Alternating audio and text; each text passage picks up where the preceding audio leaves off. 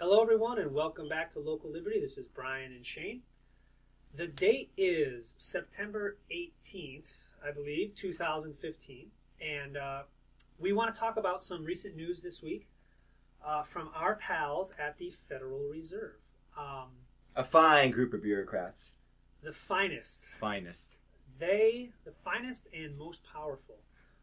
The Federal Reserve, as you may know if you've listened to a few of our previous episodes or you just heard about it elsewhere, the Federal Reserve is the private institution in this country that maintains a monopoly, complete monopoly on our supply of money. We've made it. We have an entire segment dedicated to talking about money, so I encourage you to check that out. And what the Federal Reserve did this week was a big event in the sense of being a non-event. For the 55th time in a row or thereabouts, the Federal Reserve has chosen to not raise interest rates for our financial system. And they know what they're doing, though, right?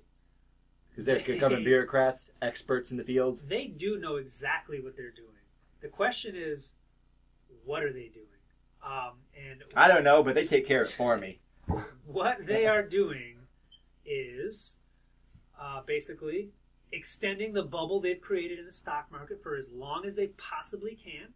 And things have gotten a little shaky on the Dow and the S&P, and we've had a 10% or so correction in the last almost a year. Excuse me. And, But it was corrected, right? That sounds positive. Correction, right. Correction is a wonderful euphemism for getting a little bit back in touch with reality. And we can't have those sort of things. So no. What we have is the Federal Reserve going back to business as usual, status quo, keeping interest rates extremely low, which basically means some very lucky banks can go borrow money from them. Say you want a cool couple billion dollars or so. You can borrow some money really cheap. Here you go, and then Brian. you can have some fun with it. Now, you or I, Shane, or anybody listening, you probably cannot go to the Federal Reserve and, even if you ask for a modest sum, say you only need like $100 million. And I think it's the discount rate is called, it's like a 0.75% or something. Say, it would be really awesome if anybody could, if you or I could just walk up and say, hey, I need $100 million, really low interest. I'll have some fun with it. I'll pay you back, no problem. But of course, only a few very special banks, part of the lovely Federal Reserve system, have this privilege. So what do these guys do with some essentially free money? Well, bid up the stock markets. Bid them up to record highs. And if things are looking a little shaky, people are starting to lose a little bit of confidence, well, keep those interest rates low for as long as you possibly can. And that's basically what's happened this week. One of these days, I'm going to roll up my sleeves and just dive in and really firm up my knowledge of the inner workings of the Fed, the mechanics of it. I have that big picture. I want to get in and understand. Believe it or not, it's interesting. It's interesting to me because of how impacting and profound it is.